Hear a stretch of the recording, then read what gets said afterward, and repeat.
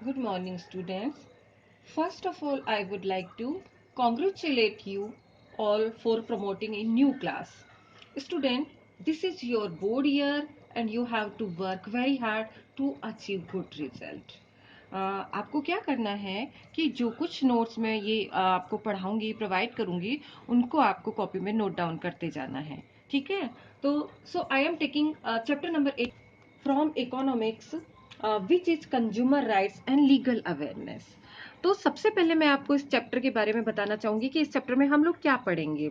तो इस चैप्टर में हम पढ़ेंगे कि कंज्यूमर कौन होता है, कंज्यूमर जो है उसके राइट्स क्या होते हैं, कंज्यूमर का एक्सप्लॉयटेशन क्या क्यों होता है और कंज्यूमर जो है उसकी क्या ड्यूटीज बनती है।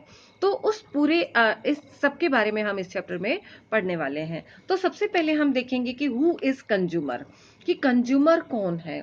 तो consumer is a person who consume goods and services. Consumer वो पर्सन होता है जो गुड्स और सर्विसेज को कंज्यूम करता है।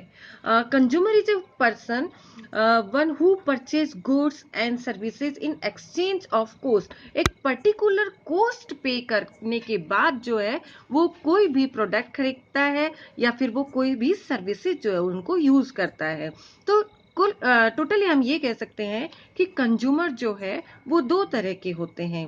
एक कंज्यूमर वो होते हैं जो गुड्स को कंज्यूम करते हैं और दूसरे टाइप के कंज्यूमर वो होते हैं जो सर्विसेज को कंज्यूम करते हैं। अब जो कंज्यूमर गुड्स को कंज्यूम करते हैं वो कौन होते हैं? तो वो होते हैं the person is a consumer who purchase computer, typewriter, photo state, fax etc to earn his livelihood। और सर्विस वाले जो कंज्यूमर होते हैं वो कौन होते हैं? सर्विस वाले जो कंज्यूमर होते हैं वो रेल और बस पैसेंजर होते हैं, who purchase ticket and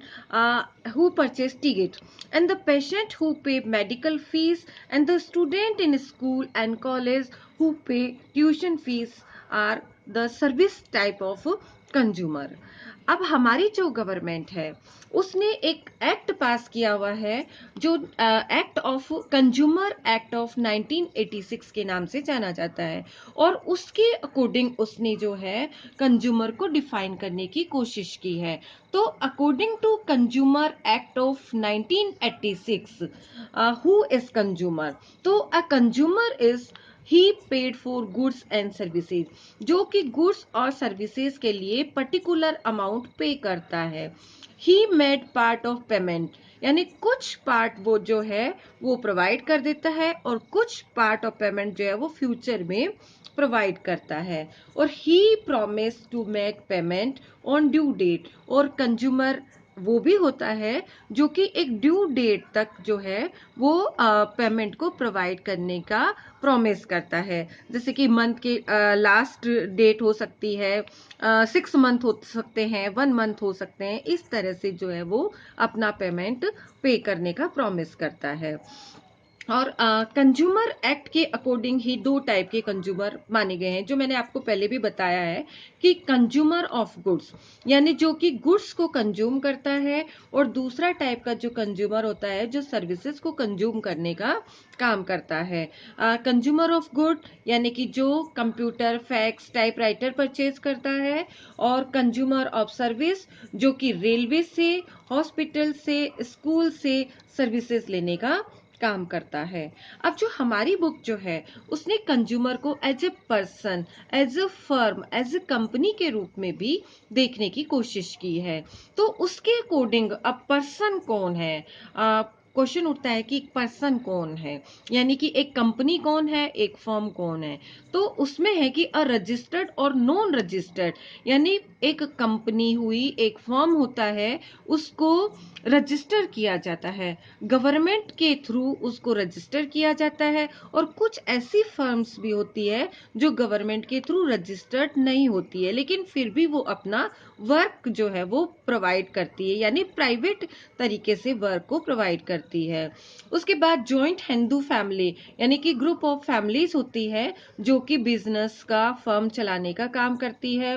cooperative organisation होते हैं जो ग्रुप ऑफ पीपल होते हैं, जिसमें 2 और 3 ग्रुप ऑफ पीपल्स होते हैं जो कि एक फर्म और एक कंपनी चलाने का काम करते हैं। और a group of person who registered under the committee registration act, यानी एक ऐसी कंपनी भी हो सकती है, एक ऐसी फर्म भी हो सकती है जो कमेटी रजिस्ट्रेशन एक्ट के थ्रू रजिस्टर्ड होती है। तो इस तरह से एक पर्सन, एक कंपनी, एक फर्म जो है, जो कि कंज्यूमर के लाइफ में एक बहुत बड़ा रोल प्ले करती है, तो उसको भी इसमें बताया गया है।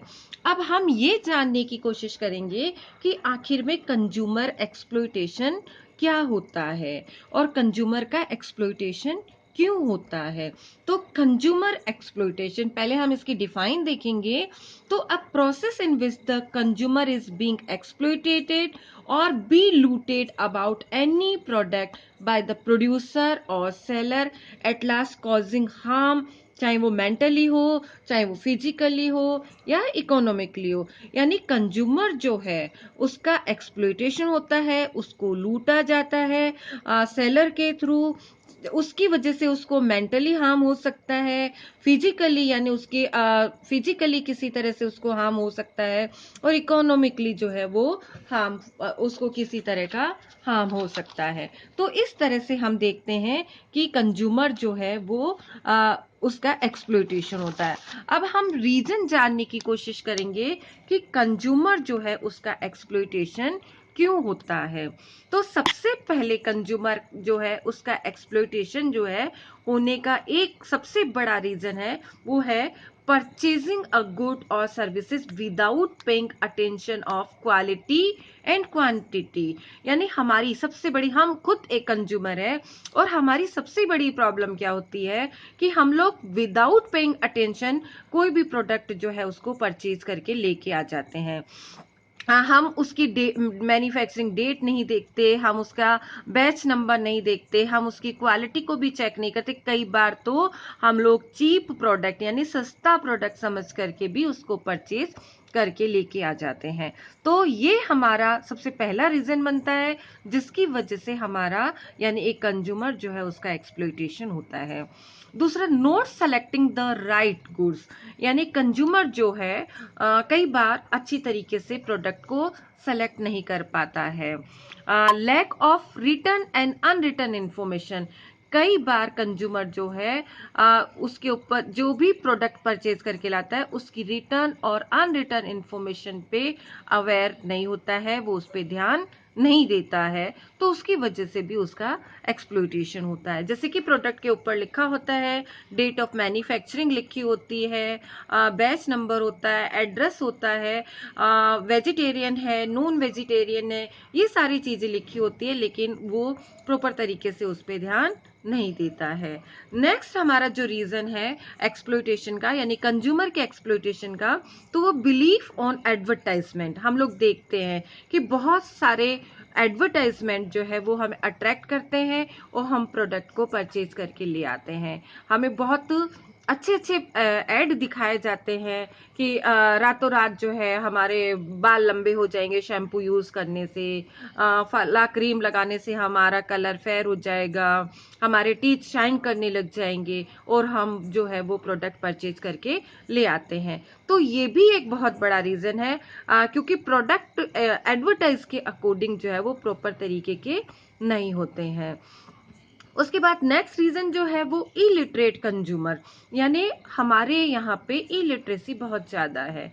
तो कंज्यूमर जो है इलिटरेट होने की वजह से भी वो अवेयर नहीं होता है, वो प्रॉपर इंफॉर्मेशन को रीड नहीं कर सकता है, उसकी वजह से भी उसका एक्सप्लॉयटेशन होता है। उसके बाद सबसे बड़ी प्रॉब्लम है note receiving receipt bill cash memo. ये हम बहुत पढ़े लिखे समझदार लोगों की भी बहुत बड़ी प्रॉब्लम है कि हम लोग प्रोडक्ट परचेज करके लेके आते हैं तो उसके साथ उसकी रिसिप्ट लेकर के नहीं आते हैं, उसका बिल लेकर के नहीं आते हैं, उसका कैश मेमो जो होता है वो लेकर के नहीं आते हैं।